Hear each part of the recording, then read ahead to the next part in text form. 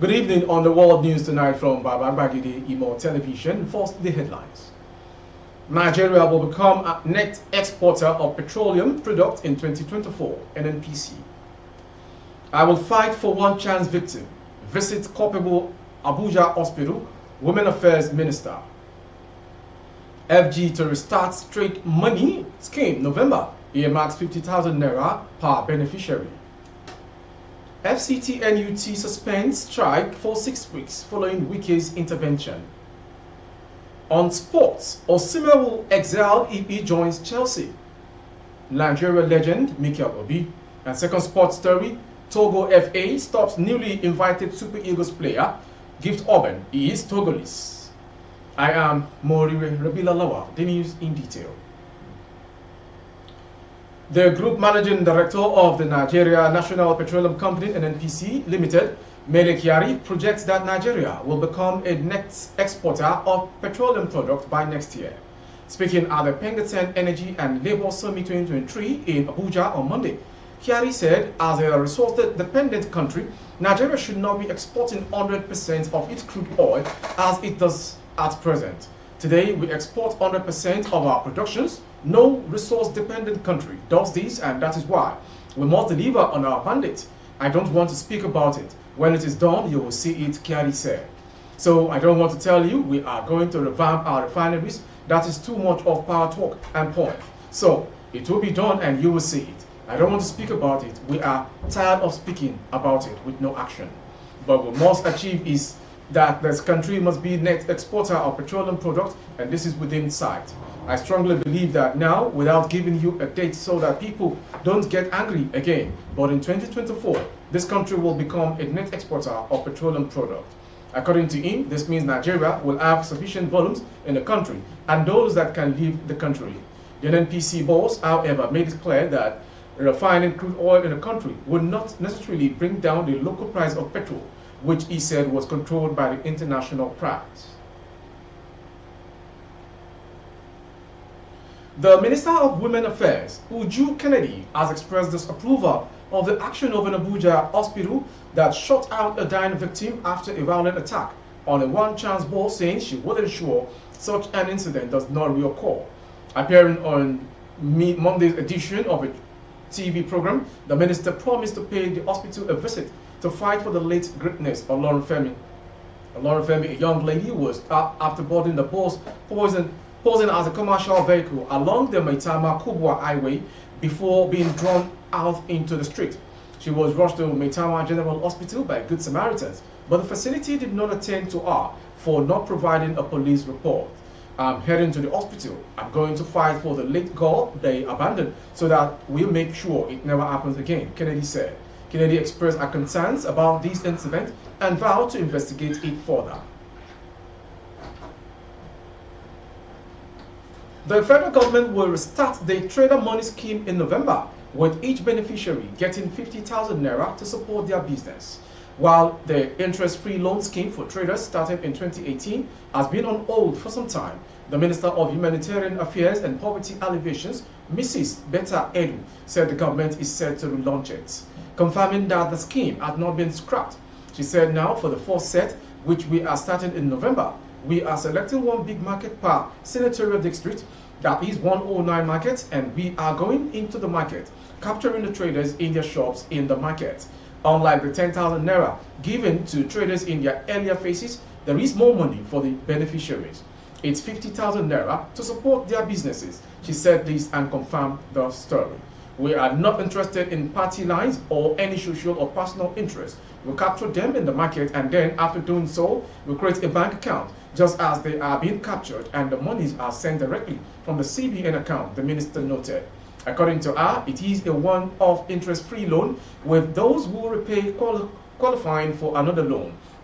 While dismissing claims that the program is political tool, the minister said elections are over, arguing that the present government is committed to making things better for Nigerians.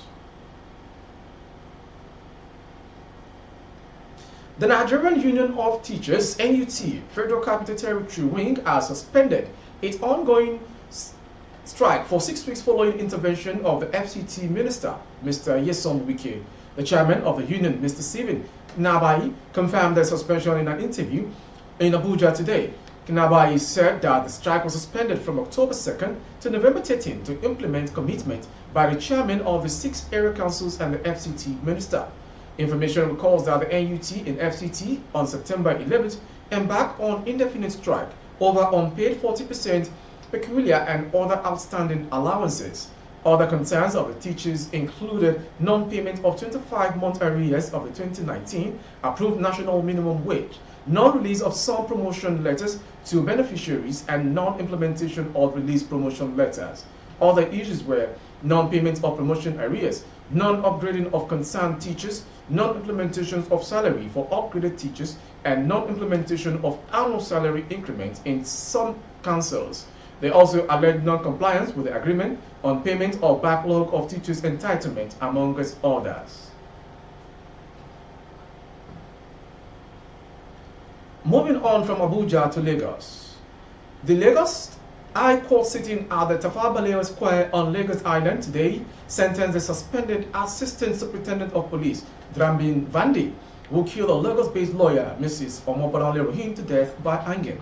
Justice Ibironke Harrison sentenced the ASP after finding him guilty of the murder of the pregnant lawyer. Harrison held that the prosecution was able to prove its case beyond reasonable doubt. The judge also held that the convict shot the deceased at close range. Information also reported in April that the court dismissed a no-case submission filed by Vandi. Justice Harrison ordered the defendant to open his defense as a prima facie has been made against him. In his application on the no-case submission, Vandi had asked the court to dismiss the suit and discharge him, claiming that he had no case to answer. In his argument, the defense counsel, Adetokunbo Odutola, told the court to note, among other things, that none of the eyewitnesses saw the defendant shoot and that the ballistic report of the gun allegedly fired expressly stated that the bullet could not be linked with any of the firearms recovered from the police officers at the scene. Odutola, who argued that the pathologists who testified mentioned that the bullet penetrated from the left through the armpit, while the prosecution stated that the deceased was shot in the chest. However, the prosecution led by the Attorney General of Lagos State, Moyosore Onigbanjo San, had countered the argument and ordered the defendant to defend himself, insisting that the prosecution had successfully made its case against him. Moving on to the foreign story from neighboring African country. Violence marked the close of Liberian President George Weah's re-election campaign on Sunday, with scuffles between his supporters and members of the opposition breaking out during a parade in capital Monrovia.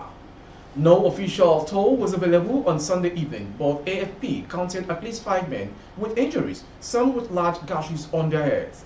Supporter of former football star Weah's political group, the Coalition for Democratic Change, CDC, and members from the opposition ALCOP threw stones at each other, and in response the police fired tear gas. The main political parties have pledged peaceful polls, but the death of 3 people in the clashes last month between rival political camps have fueled fears of electoral violence in the country, which suffered back-to-back civil wars between 1989 and 2003 that left more than 250,000 people dead. Peace and development have been listed among voters' top priorities before they head to the first round of voting on Tuesday. Moving on to sports story. Former Nigeria international Mikel Obi had advised Super Eagles striker Victor Osimhen to choose Chelsea ahead of Manchester United. Mikel was part of the Super Eagles squad that lifted the 2013 Africa Cup of Nations in South Africa, made it known in the latest episode of the Obi One podcast.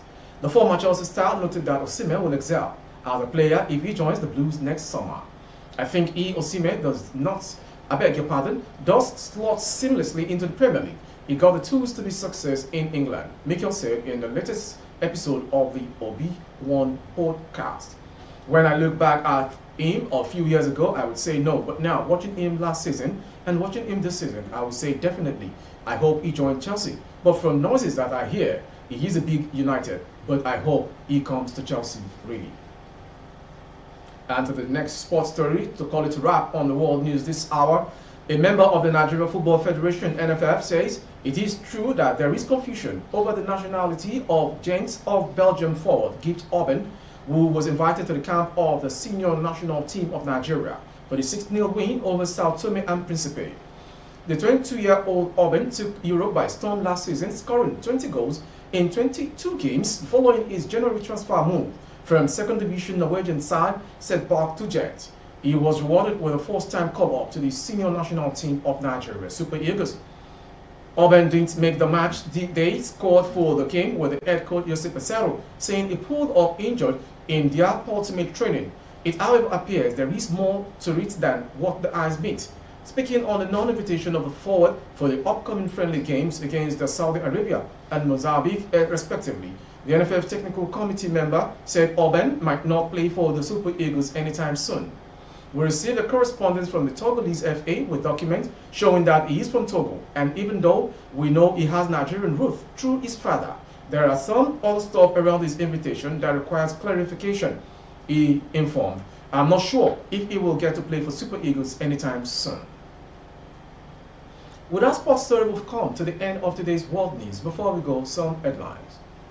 Nigeria will become net export of petroleum product in 2024, NNPC. I will fight for one chance victim, visits Culpable Abuja Hospital, Women Affairs Minister. FG to restart trader money scheme November, earmarks 50,000 naira per beneficiaries.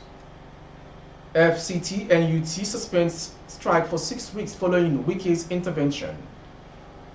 Bolanle Rahim, court sentence ASP to death for murder.